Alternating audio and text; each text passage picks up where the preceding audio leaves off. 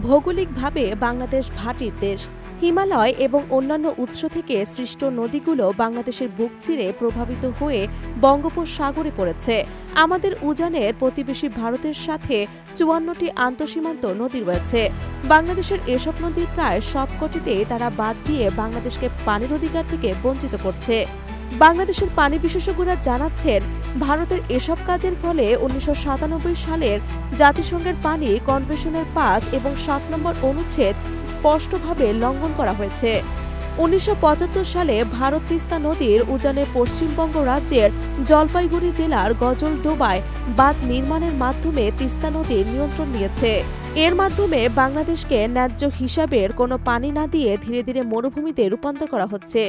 ভারতের এমন অপ্রতিবেশী সুলভ আচরণের ফলে বাংলাদেশ বাধ্য হয়েছে তিস্তা মহাপরিকল্পনা গ্রহণ করতে।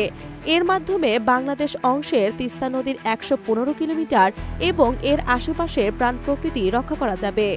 বাংলাদেশের এমন পদক্ষেপের ফলে বেজায় নারাজ হয়েছে ভারত।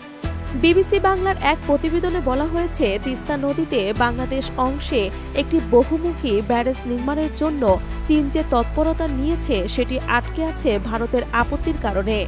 এতদিন বাংলাদেশকে তিস্তা মহাপরিকল্পনা নিয়ে চাপে রেখেছিল ভারত, তবে এখন ঢাকা দিল্লি সম্পর্কের মোড় ঘুরেছে। গত ৫ আগস্টে সাবেক প্রধানমন্ত্রী শেখ হাসিনা ভারতে পালিয়ে যাওয়ার পর থেকে অনেক সমীকরণ বদলে যেতে শুরু করেছে। বর্তমানে অন্তর্বর্তীকালীন সরকার তিস্তা মহাপরিকল্পনা বাস্তবায়নে ভারতের প্রভাবকে উপেক্ষা করে চীনকে দিয়ে এই পরিকল্পনা বাস্তবায়ন করাতে যাচ্ছে। গতকাল ঢাকায় নিযুক্ত চীনের রাষ্ট্রদূত ইয়াও ওয়েন জানিয়েছেন, তিস্তা প্রকল্প বাস্তবায়নে চীন প্রস্তুত। এক্ষেত্রে বাংলাদেশকে স্বাধীনভাবে সিদ্ধান্ত নিতে হবে। যত দ্রুত সম্ভব সিদ্ধান্তটি নেওয়া যাবে ততই মঙ্গল। যদিও পর্যবেক্ষকদের অনেকেই মনে করছেন, তিস্তা নিয়ে চীনের আগ্রহ মূলত কৌশলগত। এই প্রকল্পটিকে চীন ভূরাজনৈতিকভাবে অত্যন্ত গুরুত্বপূর্ণ হিসেবে বিবেচনা করে। তিস্তা প্রকল্প নিয়ে চীনের আগ্রহ হয়ে ওঠার বড় কারণ হচ্ছে তাদের বেল্ট অ্যান্ড রোড প্রকল্প। এই প্রকল্পের মাধ্যমে চীন এশিয়া, ইউরোপ এবং আফ্রিকা মহাদেশকে একই সুতোয় গাঁথতে চাচ্ছেন। এদিকে বরাবরের মতো তিস্তা নিয়ে ভারতের আপত্তি দেখা যাচ্ছে। তারা তিস্তা প্রকল্প নিয়ে চীনের আগ্রহকে বারবারই সন্দেহের চোখে দেখছে। ভারত মনে করে চীন তাদের বেল্ট অ্যান্ড রোড ইনিশিয়েটিভের মাধ্যমে ভারতকে চারপাশ থেকে ঘিরে ফেলতে চায়। তবে চীনকে তিস্তা পরিকল্পনায় যুক্ত করার বিশেষ কিছু কারণ রয়েছে বলে বিশ্লেষকরা ধারণা করছেন।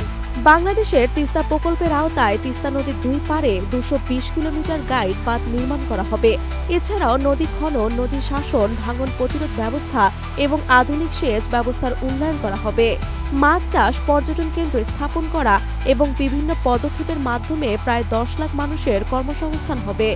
বিশ্লেষকরা মনে করছেন, তিস্তা মহাপরিকল্পনা বাস্তবায়ন করা গেলে এটি বাংলাদেশের ভূকৌশলগত ট্রাম্প কার্ড হিসেবে কাজ করবে।